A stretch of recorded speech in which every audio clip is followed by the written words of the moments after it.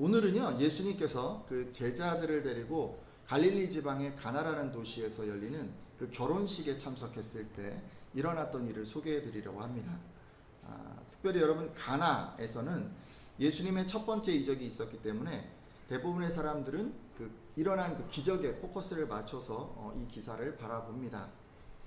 하지만 오늘은 예수님이 행하신 기적 그 자체보다는 공경에 빠진 이웃에 대한 마리아의 태도에 포커스를 맞추려고 합니다.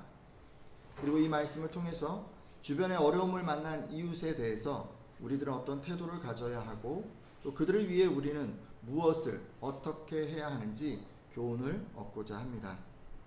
자, 그러면 우리 그 말씀을 천천히 읽어가면서 가나에서 어떤 일이 있었는지 한번 살펴보도록 하겠습니다.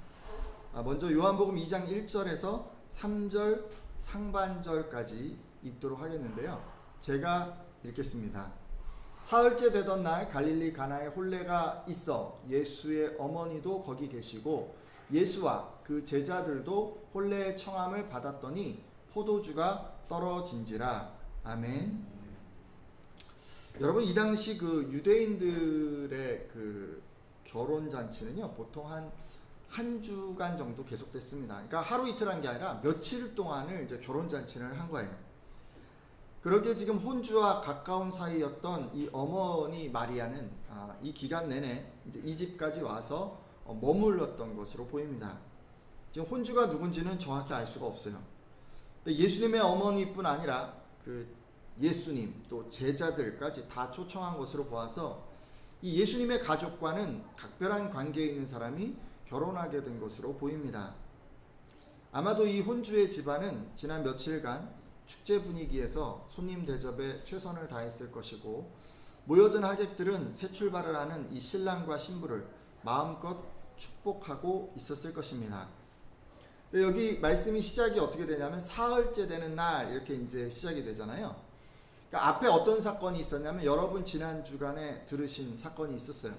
그러니까 예수님께서 빌립 또 나다나엘과 더불어서 이야기를 나누신 그런 사건이 있었죠. 그러니까 나다나엘을 제자 삼으신 일이 있었어요. 근데 그 일이 있었던 날로부터 한 이틀이 더 지나서 지금 3일째 됐다라고 기록하고 있습니다. 근데 여러분, 요한복음 21장 2절을 참조해 보면요, 나다나엘이라고 하는 그 제자 말이에요. 그 제자는 갈릴리 가나 지방 출신입니다.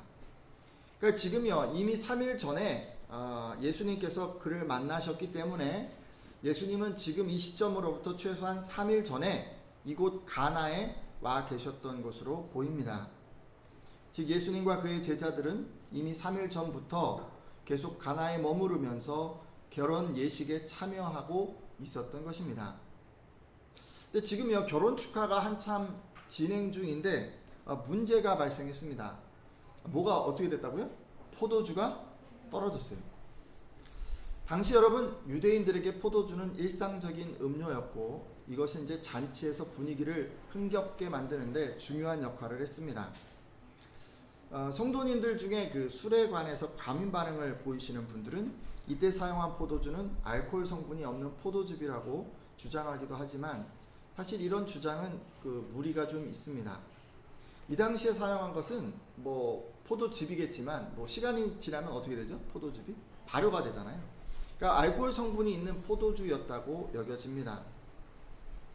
이런 말씀을 이제 드리다 보면 성도님들 중에는 이제 이렇게 생각하시는 분들이 있어요. 예수님도 제자들도 다 포도주 마셨는데 우리들도 뭐 술 마시면 되지 않냐 이렇게 이제 얘기하는 분들이 있어요. 예수님과 제자들이 이 당시에 포도주를 마신 것은 확실한 것 같습니다. 하지만 그렇다고 금주를 권하는 한국교회 정서에 반해서 예수님과 제자들도 마신 포도주 우리도 마셔도 된다 이렇게 주장하시면 좀 곤란합니다. 한국교회가요, 금주를 정한 것은 뭐 먹어도 되고 안 되고 죄가 되고 안 되고 이런 것 때문에 그런 게 아니라 술이 여러모로 해롭기 때문에 피하자는 그런 의미에서 이렇게 금주로 정한 것입니다. 그러니까 여러분, 술 한잔 한다고 해서 지옥 가는 것 아니죠. 그것 때문에 우리가 술을 안 마시는 건 아닙니다. 그러니까 여러분 중엔 가정에서 직장에서 어른들의 권유로 뭐 이렇게 어쩔 수 없이 한두 잔 하시는 그런 분들도 계실 텐데 지금은 어쩔 수 없다 하더라도 시간을 두고 줄이거나 피하도록 노력해 주십시오. 그리고 가능하다면 금주의 의사를 좀 분명히 밝히도록 하십시오. 이것을 위해서 하나님께 이제 지혜를 좀 구하시면 좋을 것 같습니다. 성경에 그렇게 돼 있지 않습니까? 술을 가까이 하거나 취하는 것보다는 오직 성령의 충만함을 입으라고 그렇게 되어 있지 않습니까? 여러분, 성령 충만에 취하도록 그렇게 또 한번 노력해 주십시오. 세상 사람들은 술을 그 방탕의 도구로 사용합니다. 따라서 여러분은 술을 가까이 하지 말고 오히려 절제함을 따라 경건함에 힘쓰십시오. 그것이 여러분들을 향한 하나님의 뜻입니다. 술 얘기는 여기까지만 하겠습니다. 다시 본문으로 이렇게 돌아가면요, 이 결혼 축하의 자리에 지금 포도주가 떨어졌잖아요. 근데 사실 우리 입장에서는 뭐 이 포도주 떨어진 게 뭐 그리 대단한가 이렇게 생각할 수 있는데, 당시 결혼식에서는 하객들 간에 이 포도주 한두 잔 나누면서 이렇게 거하게 마시는 것이 이 중요한 어떤 절차였습니다. 따라서 요즘으로 치자면 어떤 거거든요. 결혼식에 우리 이제 끝나고 나서 피로연하잖아요. 보통 이제 식사를 하고 서로 이렇게 인사를 하고 하는데, 이게 이제 제대로 준비되지 않은 것과 같은 상황이라고 할 수 있습니다. 여러분도 그렇지 않겠습니까? 힘들게 결혼식에 막 참석을 했는데 예식 마치고 준비된 식사가 금방 떨어지게 되면, 그래서 힘들게 멀리서 이렇게 왔는데 여러분 차례에 먹을 게 없으면 여러분 어떻게 되겠습니까? 당황하지 않겠습니까? 혼주들도 하객들에게 미안해하지 않겠습니까? 근데 생각해보니까 예전에 이런 일이 한번 있었어요. 여러분 기억하시죠? 몇 년 전 여러분도 잘 아는 교회 청년 결혼식에서 실제로 이런 일이 한번 벌어졌었죠. 너무 많은 하객이 온 거예요. 그래서 저랑 몇몇 청년들이 그곳 피로 현장에서 식사를 하지 못하고 이 다른 곳으로 한참을 걸어가서 식사했던 그런 기억이 있습니다. 근데 바로 이제 그런 비슷한 상황이 지금 벌어진 것입니다. 인생의 가장 중요한 순간이잖아요. 근데 그 포도주의 수요를 예측을 못해서 함께한 지인들에게 결례를 범하고, 아니 어떻게 잔치에서 이렇게 포도주를 조금밖에 준비를 안 했나라는 그런 얘기를 듣게 된 것입니다. 이제 어머니, 그 예수님의 어머니 마리아는 예수님께 나와서 이 문제를 좀 해결해 달라고 부탁을 합니다. 요한복음 2장 3절 하반절 말씀인데요. 여러분들께서 한번 읽어주시겠어요? 예수의 어머니가. 시작. 예수의 어머니가 아멘. 예수의 어머니는 누굴까요? 마리아죠. 네, 마리아. 이 마리아가 결혼식 피로연에 포도주가 떨어졌다고 예수님께 말합니다. 아마도 예수님께서 나서서 좀 이걸 어떻게 도와달라는 그런 의도로 얘기한 것으로 보입니다. 근데 어떤 이유에서든지 마리아는 예수님께서 이런 상황에서 도우실 수 있는 분이라고 확신했던 것 같습니다. 자, 그러면 이렇게 어머님이 직접 부탁을 하고 있는데 예수님이 어떻게 하셨을까요?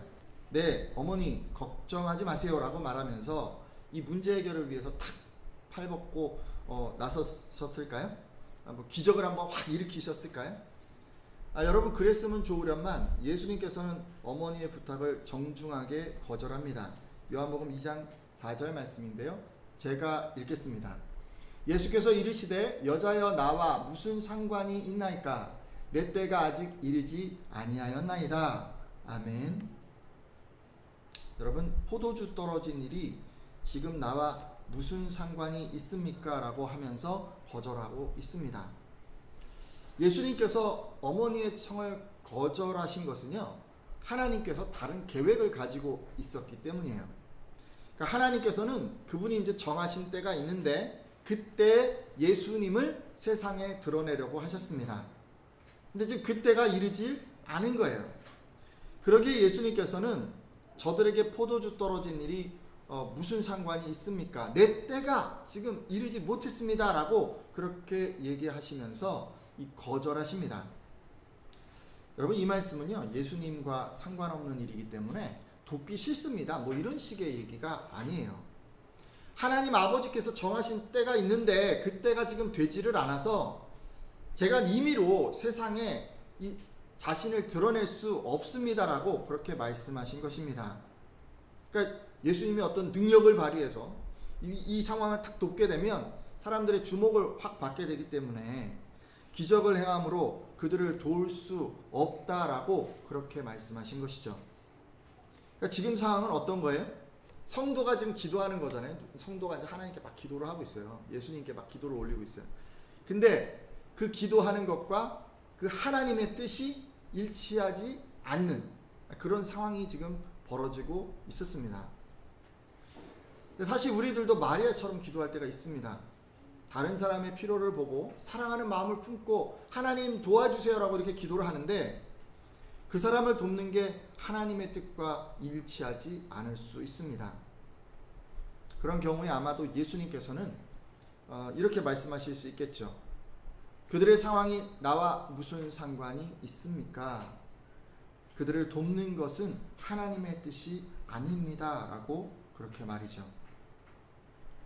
여러분, 다른 사람을 그들이 이제 공경에 빠진 것을 보고요, 여러분이 긍휼히 여기는 마음이 있어서 막 하나님께 도와달라고 기도를 드렸는데 예수님께서 그게 하나님의 뜻이 아닙니다 라는 것을 분명히 밝힌다면, 응답할 수 없다라고 말씀하신다면, 자, 그러면 우리는 어떻게 해야 할까요? 지금 기도를 했는데 그게 하나님의 뜻과 이렇게 일치하지 않아요. 하나님의 사랑으로 내 마음에 품고 그 사랑으로 기도를 했는데 그것이 그 하나님의 뜻과 서로 부딪히는 상황이 발생한 거예요. 그러면 끝까지 기도해서 우리 하나님을 설득하면 되겠습니까? 아니면 하나님의 뜻이 아니니까 내 안에 사랑하는 마음이 있어도 그냥 포기해야겠습니까? 여러분, 어떻게 하는 것이 좋겠습니까? 사랑과 그 하나님의 뜻, 그것이 부딪힐 때, 여러분, 지금부터 마리아가요 이런 상황에서 어떻게 했는지 한번 살펴보려고 합니다.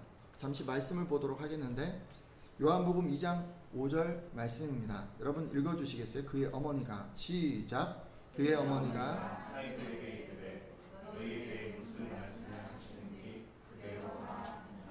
아멘. 지금 말씀을 보면 마리아가요 지금 연회를 돕는 하인들이 있었던 모양인데 그 사람들에게 예수께서 무엇을 지시하시던지 그냥 그대로 하라라고 그렇게 말씀을 했습니다. 근데 이제 뒤에 이어지는 말씀을 보면 마리아가 이렇게 순종하라고 지시를 하니까 그 후에 예수님께서요 실제로 하인들에게 거기에 있는 6개의 돌 항아리에 물을 가득 채우라고 그렇게 말씀하셨습니다. 근데 항아리가 이제 엄청 큰 게 이번한 게 있었나 봐요. 근데 이게 이제 유대인의 그 정결 의식에 사용하는 돌 항아리였는데 대략 물을요 한 2-3통을 부어야 이게 이제 차는 그런 큰 항아리였어요. 그러니까 지금으로 치자면 한 100리터 정도 들어가는 항아리니까 여러분 우리가 먹는 그 생수가 몇 리터죠? 2리터. 그럼 몇 개가 들어가는 거예요? 50개. 그러니까 꽤 큰 거죠. 그 정도의 큰 그 항아리가 6개가 있는데 그것을 다 물로 채우라고 그렇게 말씀하셨어요. 이제 하인들이 그 말씀에 순종하게 되죠. 하인들이 6개 항아리 아구까지 다 물을 채우자 예수님께서는 뭐라 그러시냐면 이제 떠서 연회장에게 갖다 주어라 라고 말씀을 하셨습니다. 자, 하인들은 그 말씀에 순종해서 연회장에게 그 물로 만들어진 포도주를 갖다 줍니다. 제가 이제 연회장이라고 말씀을 드렸는데 이 연회장은 집주인을 말하는 게 아니라 그날 잔치를 배설하고 주재하는 책임을 부여받은 사람을 가리킵니다. 그러니까 연회장은 손님들에게 먹을 것과 마실 것을 제공하는 일을 책임지는 그런 사람을 말하는 것입니다. 그렇기 때문에요, 여러분 새로운 음식이 나오잖아요. 그러면 반드시 연회장에게 먼저 맛을 보게 하는 것이 당시 그 관습이었습니다. 지금 그래서 그런 관습에 따라서 가장 먼저 지금 연회장에게 이 물로 만든 포도주를 갖다 주라고 한 것입니다. 자, 이렇게 연회장이 새로 나온 그 포도주를 이제 맛보게 되었습니다. 그리고 맛을 보고 바로 신랑을 불러서 이렇게 이야기를 합니다. 흔히 좋은 포도주를 내놓고 손님들이 취한 후에 그보다 못한 것을 내어놓는데 당신은 지금까지 가장 좋은 포도주를 남겨두었군요 라고 이렇게 칭찬을 아끼지 않았습니다.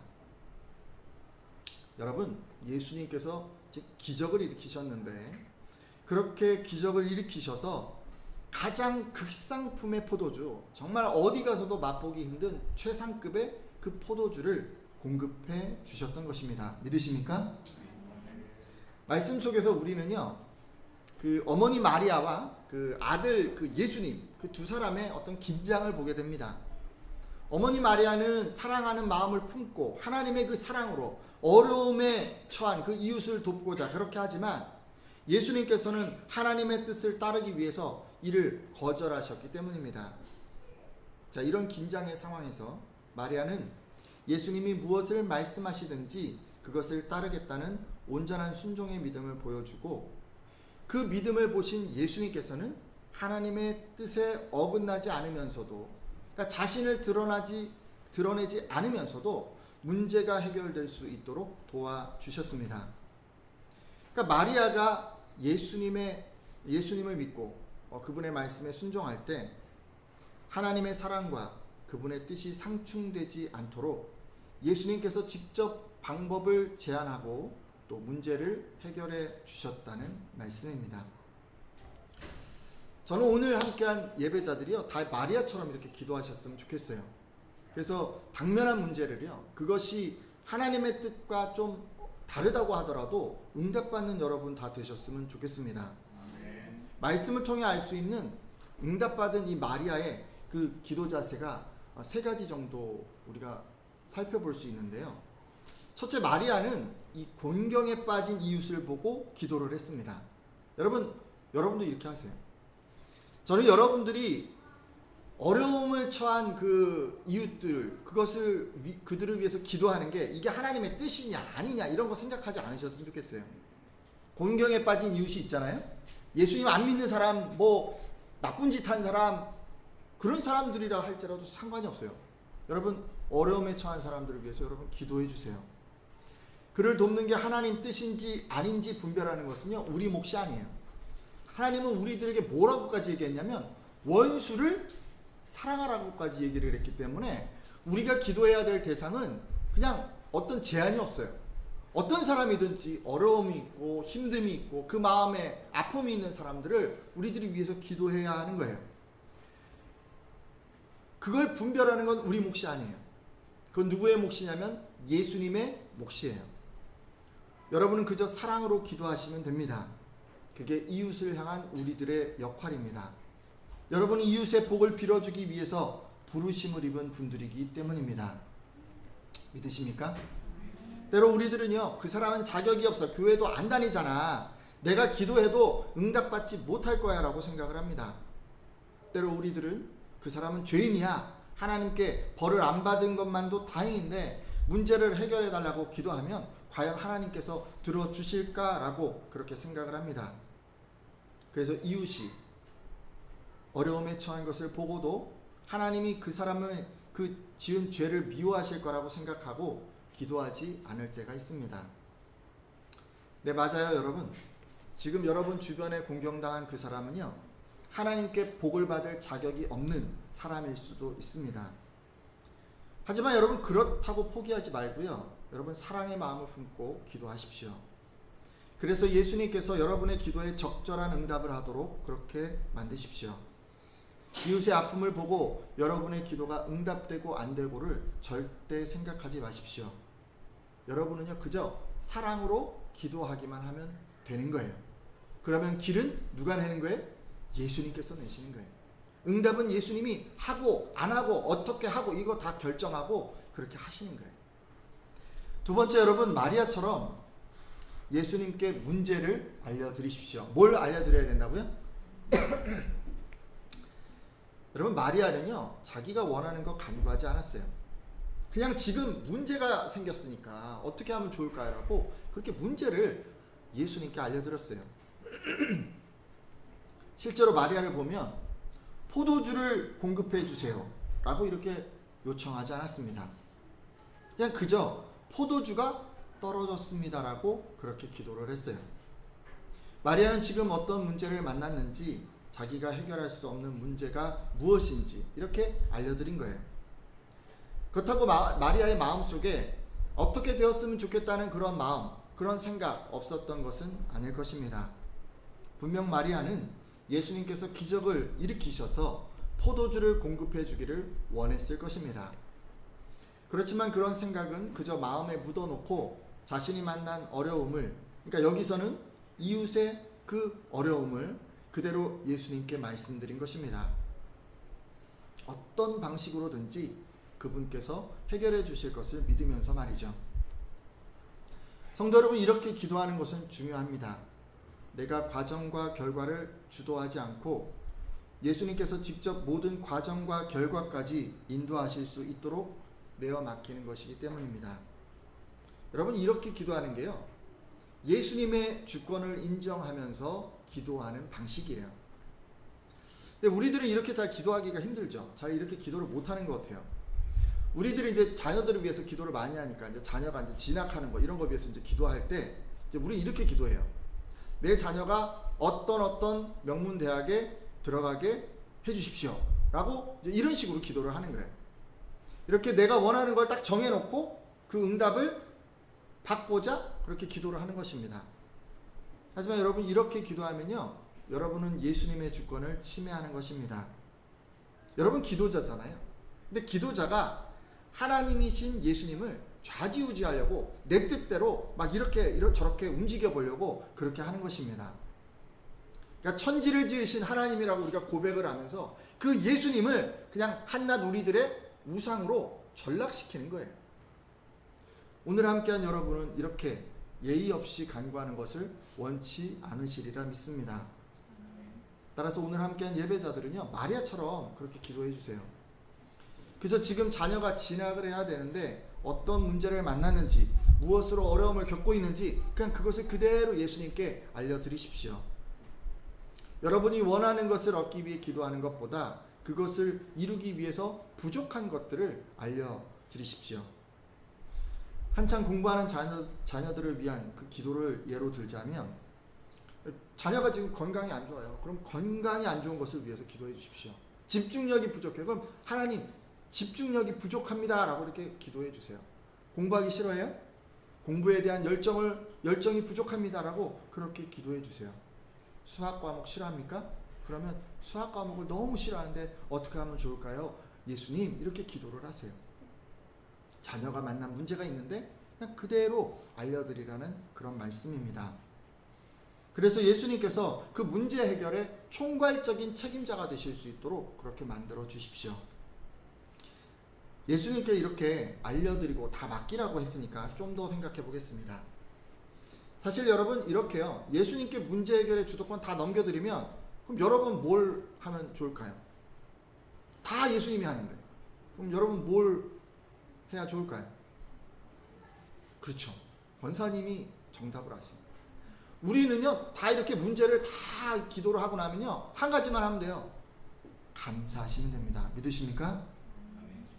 여러분, 왜냐면요, 하나님께서 예수님이 이렇게 다 인도해 가시면 지금 당장 못 되든 잘 되든 이런 거 상관없이 결국 선한 길로 인도해 가실 것이기 때문에 우리는 반드시 그 복을 누리게 될 것이기 때문에 그래서 우린 감사해야 하는 것입니다. 예수님께 주도권을 넘겨드리면 잘 돼서 감사할 뿐 아니라 안 되어도 좋은 것을 주실 줄로 믿고 더 큰 감사를 드리게 되는 것입니다. 여러분, 자녀가요, 원치 않는 학교에 진학을 할 수 있어요. 근데 그렇게 돼도요, 그곳에서 더 나은 교수님, 더 좋은 친구들을 만나고 더 훌륭한 기회를 얻게 될 것을 믿는 것입니다. 그리고 그 후에는 더 좋은 배우자를 만나고 더 좋은 직장에 가게 될 것까지 다 믿는 것입니다. 당장 원하는 결과는 얻지 못했지만 궁극적으로 선한 결과를 얻게 하실 것을 믿는 것입니다. 그것이 마리아처럼 예수님께 주권을 넘겨드린 사람이 기도하는 자세입니다. 오늘 함께한 분들은 늘 하나님의 주권을 인정하며 기도하는 분들이 되어주시기를 바랍니다. 그러기에 여러분이 원하는 응답이 없어도 감사를 잃지 않는 그런 분들이 다 되시기를 예수님의 이름으로 축복합니다. 여러분, 끝으로 마리아처럼 기도하는 것은요, 100% 순종하는 것을 말합니다. 어떻게 하는 거라고요? 100% 순종하는 거예요. 마리아는요, 예수님께 그들이 당한 문제를 다 알려드리고 나서 그분이 어떻게 하시든지 그 말씀에 순종하려 했습니다. 실제로 말씀을 보면 마리아는 하인들에게 이렇게 얘기했습니다. 너희에게 무슨 말씀을 하시던지 그대로 하라라고 이렇게 이야기를 했습니다. 저는 여러분들도 이렇게 순종하는 분들 되셨으면 합니다. 왜냐하면요, 순종이요, 안 되는 것을 되게 만드는 능력이 있기 때문에 그래요. 우리 이런 얘기 듣잖아요. 안 되면 되게 하라. 어디서 이런 얘기를 하던가요? 뭐 군대에서 이런 얘기 많이 하죠. 특전사 이런 데서도 이런 얘기 한다던데. 여러분, 근데요, 신앙인에게 이렇게 안 되는 걸 되게 만드는 게 있는데, 오늘 말씀을 보면 순종의 자세가 안 되는 거를 되게 만들었어요. 뭐 다른 게 없어요. 여러분이 순종하겠습니다, 어떤 상황에서도 제가 순종하겠습니다라는 자세를 갖고 기도할 때 지금 예수님께서는요, 안 되는 것도 되게 만들어 주십니다. 오늘 말씀 보면 예수님께서는 분명 안 된다고 처음에 거절을 하셨는데 마리아가 온전히 순종하자 그 태도가 바뀌셨습니다. 안 되는 것이 바로 되는 것으로 바뀌었습니다. 그러니까 마리아의 순종의 자세는 안 되는 것을 되도록 만들었던 것입니다. 이렇듯 여러분들이 하는 순종에는 능력이 있습니다. 순종은 예수님의 마음을 바꾸고 기적을 일으키고 문제를 선하게 해결하고 결과적으로 주변 모든 사람들에게 신앙을 심어주는 그런 능력이 있습니다. 따라서 오늘 함께한 예배자들은 늘 이렇게 순종의 자세로 기도해 주시기를 부탁드립니다. 무엇을 말씀하시던 그대로 행하는 그런 분들이 다 되어 주십시오. 그래서 여러분이 무엇을 기도하든, 비록 여러분이 안 되는 것을 간구한다 할지라도 예수님 안에서 되는 것으로 응답받는 그런 분들 다 되시기를 예수님의 이름으로 축복합니다. 자, 이제 기도하고 마치려고 하는데요, 오늘 함께한 예배자들은 마리아처럼 어려움을 당한 이웃을 위해서 언제나 기도를 쉬지 않겠다고 그렇게 결단해 주십시오. 그리고 하나님께 기도할 때 하나님의 주권을 인정하는 것뿐만 아니라 어떻게 인도하고 응답하시던지 늘 감사하고 또 100% 순종하는 그런 자세를 갖겠다고 결단해 주시기 바랍니다.